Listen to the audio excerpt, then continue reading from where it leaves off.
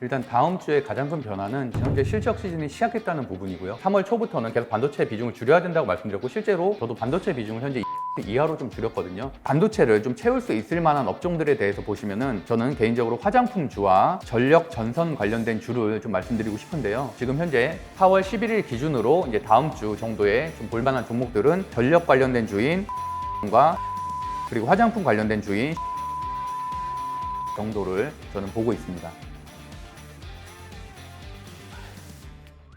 저번 주에 추천해주신 종목이 있잖아요. 네네. 방산, 엔터, 미영 이렇게 세 가지 좀 추천해 주셨는데 네. 이게 좀 올랐나요? 아무래도 하나에어로스페이스 같은 경우는 약 20% 정도 상승을 했었고요. 나머지 종목들도 한 10% 정도 상승한 종목이 두 종목 정도 있고, 엔터처럼 오히려 하락한 종목들도 좀 있었습니다. 그래서 그 부분에 대해서 간단하게 좀 살펴볼게요. 4월 1일부터 얼마나 올랐나를 보시면은 하나에어로스페이스 같은 경우는 4월 1일에 3.6%, 4월 2일에 17% 정도 급등을 하면서 저도 어느 정도 큰 수익을 내고서 정리를 했었고요. 아무래도 하나에어로스페이스 같은 경우는 인적 분할이라는 추가 재료가 나오면서 현재 조정 중이지만 당연히 추가 상승은 충분히 할 수 있을 것이라고 보고 있고, 여전히 좋은 위치라고 보고 있습니다. LRG 넥스원과 같은 경우도 4월 1일 1% 정도 상승을 했고, 4월 2일에도 한 1% 정도 상승했고, 총 한 3% 정도 상승을 하고 지금은 약간 조정을 받는 그런 흐름이고요. 비올가 같은 경우는 추천 이후에 4월 1일 바로 다음 날이었죠. 10.7% 정도 상승을 했고요. 그리고 클래시스 같은 경우도 추천 바로 다음 날인 4월 1일 7.9% 정도 상승을 했고요. 그리고 그 외에 하이브나 SM 같은 경우는 한 10% 정도 하락은 했는데, 하이브 같은 경우는 지금 신인그룹 아이린이라든지 호재가 있어서 저는 여전히 좋게 보고 있고, SM도 마찬가지로 최근 들어서 다시 한번 좀 하락하는 모습을 보고 있지만 여전히 굉장히 주가는 낮은 상태로서 저는 지금부터 분할 매수를 충분히 해가도 좋다고 생각하고 있습니다. 오늘은 네. 어떤 종목을 추천해 주실 건가요?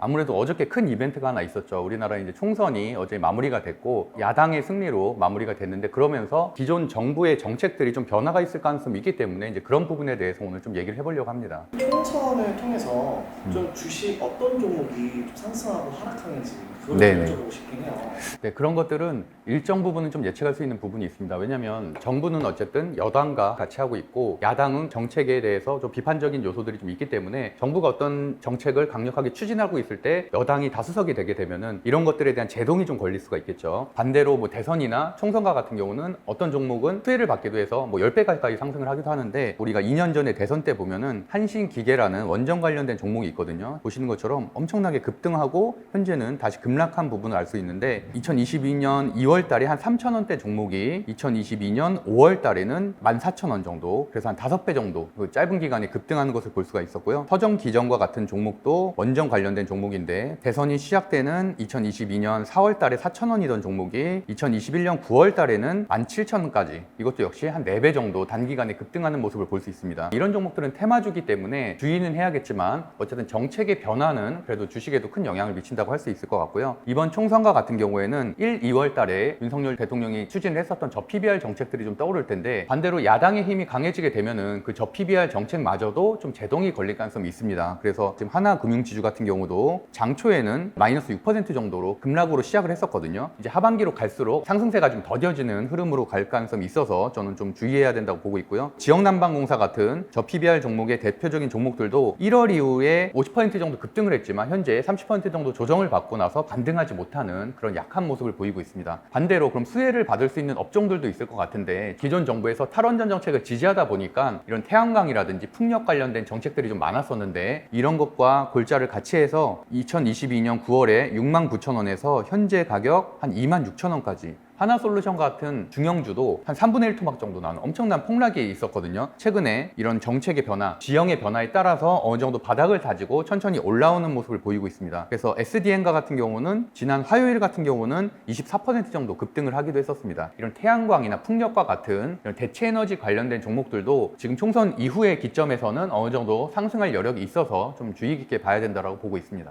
저희가 지금 녹화 기준 4월 11일인데 네. 다음 주 중에 혹시 추천할 만한 종목이 있으신가요? 네, 일단 다음 주에 가장 큰 변화는 현재 실적 시즌이 시작했다는 부분이고요. 그렇기 때문에 뭐 증권사 레포트라든지 그런 실적에 대한 가이던스가 좀 많이 나오고 있는 경향이 있고, 다만 제가 반도체는 이번 달 초부터 계속 말씀드렸다시피 상당히 고점이라고 말씀드렸었죠. 3월 초부터는 계속 반도체 비중을 줄여야 된다고 말씀드렸고, 실제로 저도 반도체 비중을 현재 20% 이하로 좀 줄였거든요. 반도체를 저점에 매수하기보다는 기술적 반등 정도에 불과할 거라고 생각을 해서 아직은 반도체를 살 때가 아니라고 저는 생각을 하고 있고, 그렇기 때문에 제가 지난번에 실적이 좋으면서도 어느 정도 재료가 있는 방산, 미용기기, 엔터를 추천드렸었잖아요. 그런 종목들도 여전히 상승을 하고 나서 좀 어느 정도 조정이 나온 부분이 있기 때문에 그런 종목도 여전히 좋게 보고 있고, 코스피 같은 경우는 2700을 잘 지키다가 오늘 CPI 발표라든지 미국발 악재로 인해서 2700이 깨졌거든요. 그래서 2692로 여전히 좀 아쉬운 지수를 나타내고 있고, 거기에 비해서 사실 코스닥은 훨씬 더 심합니다. 금리 인하가 9월로 미뤄질 수 있다라는 시장 악재가 바로 어제 나왔거든요. 그러면서 성장주들이 대거 하락을 하고 있는데, 그러다 보니까 성장주들이 많이 몰려있는 코스닥과 같은 경우는 3월 26일 922포인트에서 오늘 847포인트, 거의 한 80포인트 정도가 한 2주 사이에 급락을 했습니다. 굉장히 큰 수치로 급락을 한 것들이고요. 그러다 보니까 오늘은 어느 정도 저가 매수세가 있지만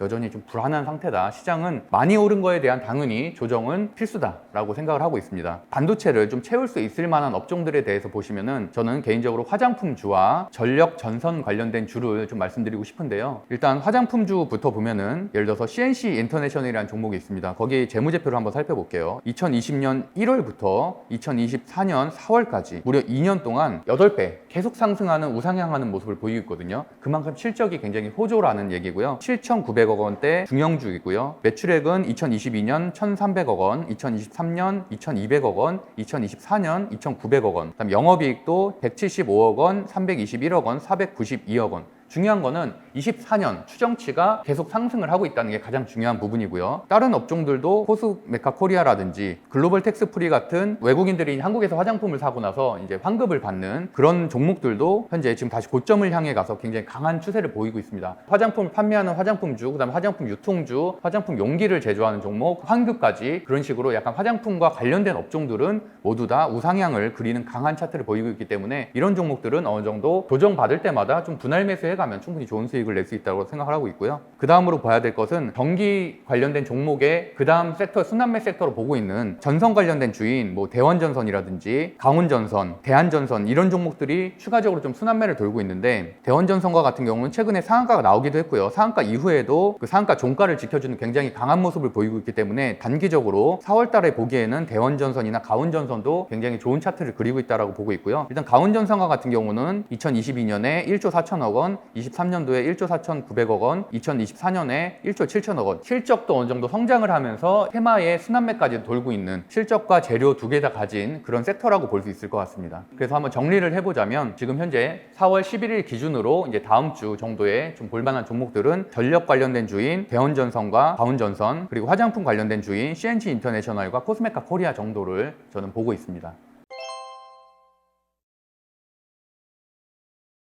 근데 저희가 항상 애매한데 언제 사야 되고 언제 팔아야 되는데 타이밍을 잘 몰라요.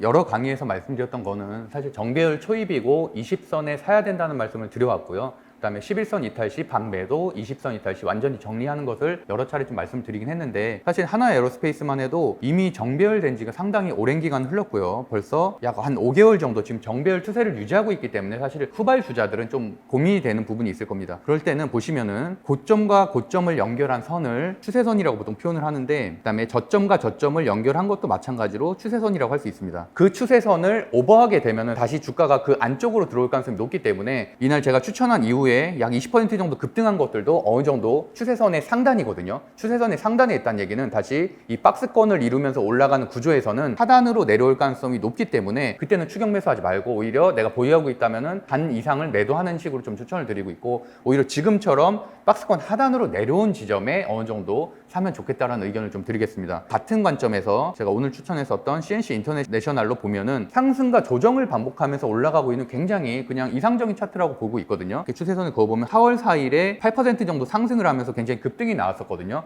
그러니까 그거는 또 추세선 보시는 것처럼 추세선 윗단입니다. 윗단에 있기 때문에 그럴 때는 어느 정도 매도를 하고 그럼 다시 추세선 아랫단으로 약 10% 이상 조정을 받을 가능성이 높거든요. 그러면은 섣불리 사는 게 아니라 어느 정도 추세선 하단을 지지하는지를 확인하고, 또 오늘도 21일을 지지하면서 그 추세선 하단을 지지하는 모습을 보이고 있거든요. 그래서 이럴 때는 조금씩 분할 매수하면 된다. 그리고 반대로 이 박스권의 상단으로 다시 이제 한 주가가 10% 정도 오르면은 그때 어느 정도 일정 부분 매도를 하면서 보유해 나가면 된다라는 말씀 좀 드리고 싶습니다. 최근 삼성전자가 8만 원을 돌파했는데 네. 좀 이거에 대해서 어떻게 보시나요?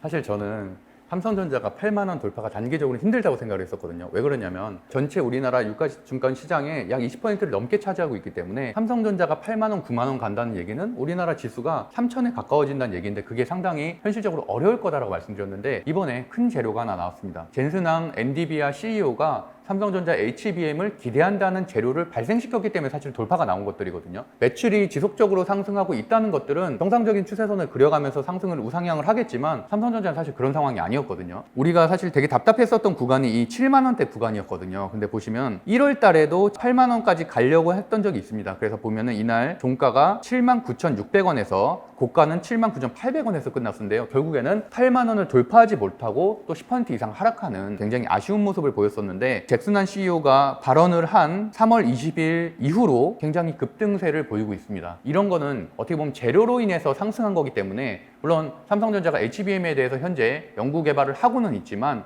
구체적인 숫자가 찍히진 않은 상황이거든요. 하이닉스의 상승률에 비하면은 삼성전자는 굉장히 못 올랐다고도 볼 수가 있겠고 추후에 대한 전망은 현재 구간이 굉장히 오버슈팅을 했다라고 저는 판단을 하고 있습니다. 그렇기 때문에 마찬가지로 이 추세선 안으로 다시 들어올 때까지 오히려 삼성전자도 좀 기다렸다 매수하는 게 낫지 9만 원 간다 10만 원 간다라는 증권사 레포트만을 믿고 추격 매수하기에는 역시나 또 그럼 한 달 두 달 또 물리게 되는 일이 있을 수 있기 때문에 좀 냉정하게 판단하셨으면 좋겠습니다. 제가 이제 주식 아티스트 방송을 시작한 지도 벌써 5개월 정도가 흘렀고요. 뭐 많은 분들이 좋아해 주시고 있는데 그동안에 이제 방송을 하면서는 제 관점 중심으로 좀 말씀드린 부분도 있습니다. 그렇기 때문에 제가 아무래도 댓글로 어떤 종목이 좀 더 관심이 있다 아니면 또 어떤 부분들이 관심이 있다라는